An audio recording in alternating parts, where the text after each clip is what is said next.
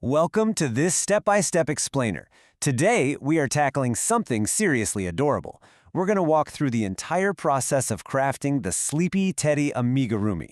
For anyone new to the term, amigurumi is the incredibly cool Japanese art of knitting or crocheting small stuffed yarn creatures. And let me tell you, this specific pattern by Lumel Design is an absolute joy to put together. So let's dive right in and see what we'll be making. Just look at this finished Sleepy Teddy. When you put it all together, he's going to sit at right about 9 inches tall, which, honestly, is the perfect huggable size. He's got these incredibly cozy, striped pajamas, a floppy little nightcap, and this dreamy, peaceful expression. What's fantastic about this pattern is that it is explicitly designed for beginner to intermediate crocheters. So even if you are brand new to making amigurumi dolls, this explainer is going to guide you through every single loop and stitch. All right, here's our roadmap for today. We're going to meet our Sleepy Teddy, gather up those crochet supplies, go over some stitch basics and pro tips, crochet the actual bare parts, do a step-by-step assembly, and wrap it all up with the finishing touches. Let's get into it. Section 1. Gathering your crochet supplies. Because, preparation is totally key here. So the pattern calls for a DK weight yarn that's basically a light worsted weight 3 yarn. You're going to need warm tan for the base, some soft white, dusty rose, sage green, and just a tiny scrap of dark brown for the face embroidery. Oh, and here is a massive pro tip for you before you even pick up your hook. Take a minute to wind small separate bobbins of your dusty rose and sage green stripe colors. Trust me, it's going to save you the huge headache of tangling 2 whole balls of yarn when we hit the striped pajama section later. Besides the yarn, grab a 2.5mm crochet hook, 2 8mm black safety eyes, and plenty of polyfill stuffing. Do not skip the stitch markers. You'll absolutely need at least 4 of them. You're also going to want a blunt tapestry needle for sewing all the pieces together, small sharp scissors, and some pins or grips to hold parts in place. Get all this together right now so you don't ruin your creative flow later on. Section 2. Stitch Basics and Pro Tips. Time to cover the fundamental mechanics. To build our bear, you'll be using basic stitches like single crochet, that's SC, and increases, or INC, which is just putting 2 single crochets into 1 stitch. But the real game changer you need to master before we start is the invisible decrease, abbreviated as DEC. Standard decreases leave this bulky, ugly bump, right? But the invisible decrease gives you a completely seamless, professional-looking plushy fabric. You do it by picking up only the front loops of the next 2 stitches, yarning over, and drawing through. It reduces the stitch count super smoothly, with no gaps whatsoever. Tension is another absolutely crucial thing for successful amigurumi.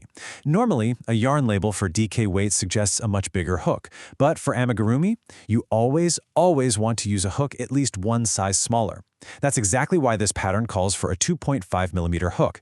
It ensures your stitches are super tight, because if your gauge is too loose, all that white stuffing is going to poke right through your stitches, and yeah, we definitely want to avoid that. Moving right along to Section 3. Crocheting the bare parts. Let's actually start hooking this guy. Let's kick things off with the head using our warm tan yarn. This part happens in 3 main phases. You start with a magic ring, which is great because it lets you pull that center hole completely tight, and you'll gradually build your increases up to 48 stitches. Next, you just work even rounds to build up the overall height of the face, and finally, you'll use that invisible decrease we just talked about to curve the bottom of the head inward. Keep in mind you are working in continuous rounds here, so no slip stitching to join. Just pop a stitch marker in the first stitch of every new round so you don't lose your place. Okay, stop right there.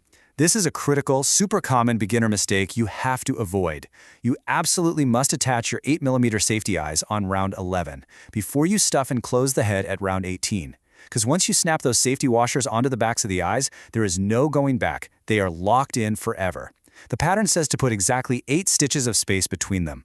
A quick tip, hold the head out at arm's length to make sure they look even to you. Press those washers on tight, and then you can go ahead and stuff the head firmly.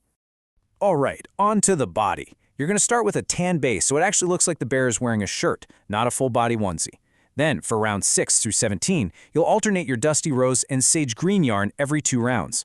Now here is a life-saving tip. Instead of cutting your yarn every single time you change stripe colors, just carry the unused yarn loosely straight up the inside of the body. Literally no one will see it, and it saves you from weaving in dozens of annoying little ends later. To finish up, switch back to tan to shape the neck, making sure to stuff the body really firmly as you go. Listen closely to this next part. When you finish round 22 of the body, you're going to have 6 stitches remaining. Do not fasten off. Seriously, you want to leave the body's neck completely open with the live loop still sitting right on your hook. This is absolutely vital for a seamless assembly later on.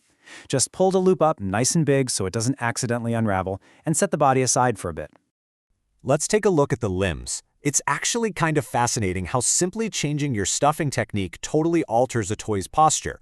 For the arms, you'll work from a tan paw up to a striped sleeve, but you only stuff them about halfway up. You purposefully leave the upper shoulder area empty so the arms just naturally flop downward. The legs, though, are a whole different story. You go from a white sole, up the tan leg, into the striped pajamas, but you stuff these ones firmly all the way up to round 10. That firm leg acts like a solid little pillar, which is exactly what lets your bear sit up straight on a shelf without tipping over. Finally, we tackle the accessories. Now, the pattern specifically notes that the snout and the ears start out completely unstuffed. You're just going to flatten the ears into a little half-dome shape. The snout gets just a tiny pinch of stuffing later when we sew it on, but definitely not before. Then there's the nightcap, which is this fun, striped cone that finishes with a wide, floppy tan brim. And of course, you'll whip up a tiny cream pom-pom to tie right onto the very tip of the cap. Section 4. Step-by-step assembly. This is where we finally bring this little guy to life.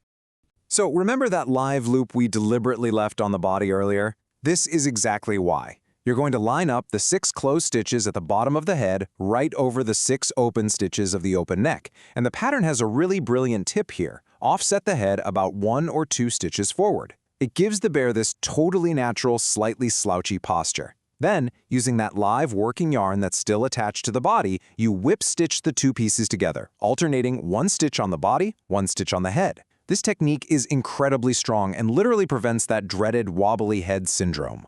Next up is the face, and let me tell you, positioning is everything here. Pin the snout right in the dead center, covering rounds 7 through 13. Whip stitcher on the edge, and just a second before you completely close the circle, push that tiny pinch of stuffing inside to puff it out just a little bit.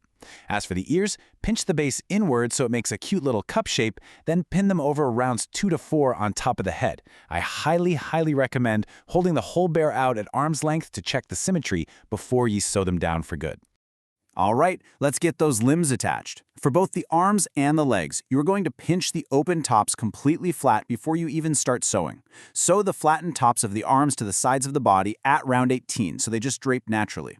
Then, the legs go right at the front bottom center of the base. But here's the trick. Sew them so the feet point slightly outward. Spreading them out just a tiny bit creates this perfect tripod effect with the bear's bottom, giving him super stable sitting posture.